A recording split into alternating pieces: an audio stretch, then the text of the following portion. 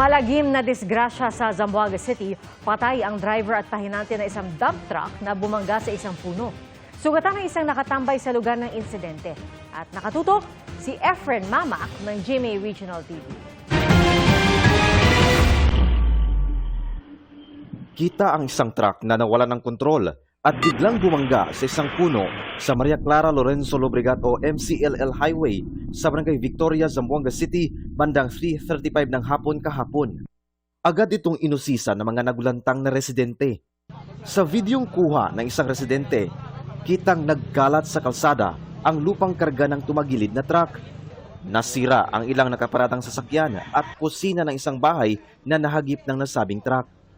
Ayon sa Zamboanga City Police, natrap sa front seat ng truck ang 46 anyos na lalaking driver. Nawalan din ng malay ang kanyang pahinante. Agad namang dumating ang rescue at dinala sa ospital ang dalawa pero idineklara silang dead on arrival.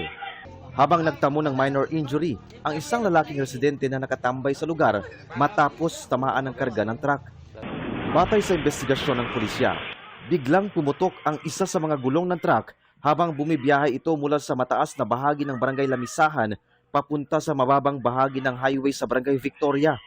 Dahil sa bigat na karga ng truck, nawalan umano ng kontrol sa pagmamaneho ang driver ng truck hanggang sa bumangga sa isang puno.